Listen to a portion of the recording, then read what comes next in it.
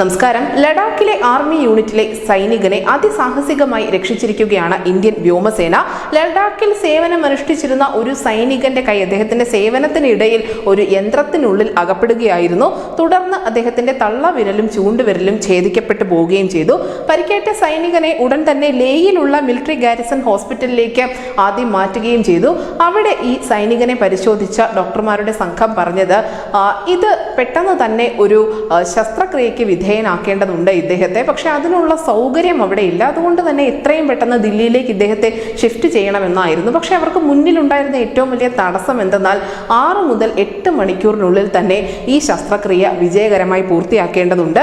എന്തായാലും രാത്രി ആയതുകൊണ്ട് തന്നെ ഈ ഒരു ദൗത്യം നടപ്പിലാക്കാൻ സാധിക്കുമോ എന്നുള്ള വലിയ ആശങ്ക സൈനികർക്കിടയിൽ ഉണ്ടായിരുന്നു. പക്ഷെ അവരുടെ വലിയ ഒരു ഇച്ഛാശക്തി കൊണ്ട് തന്നെ അത് നടപ്പിലായിരിക്കുന്നു. കാരണം രാത്രി ആയതുകൊണ്ട് വായുസേനയുടെ NVG അഥവാ നൈറ്റ് വിഷൻ ഗ്ലാസുകൾ ഉപയോഗിച്ചുള്ള എയർലിഫ്റ്റ് മാത്രമേ അവരുടെ മുന്നിൽ ഏക വഴിയായി ഉണ്ടായിരുന്നുള്ളൂ. 1 മണിക്കൂറിനുള്ളിൽ സൈനികനെ ദില്ലിയിലേക്ക് മാറ്റാൻ വേണ്ടി രാത്രി കാഴ്ച സാധ്യമാകുന്ന IAF C-130J വിമാനം ലേയിൽ നൈറ്റ് ലാൻഡ് ചെയ്യുകയായിരുന്നു.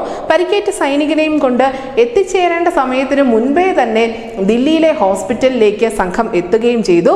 എന്തായാലും ശസ്ത്രക്രിയ വിജയകരമായി തന്നെ പൂർത്തിയാക്കുകയും ചെയ്തു. വളരെ വലിയ പ്രതികൂലമായ കാലാവസ്ഥയുണ്ടായിരുന്നു. രാത്രി സമയമായിരുന്നു. പ്രതിസന്ധികളേറെ ഈ വ്യോമസേനയ്ക്ക് മുന്നിൽ ഉണ്ടായിരുന്നു. പക്ഷേ അതെല്ലാം അതിജീവിച്ചുകൊണ്ടാണ് അവർ ഈ ദൗത്യം പൂർത്തിയാക്കിയത്.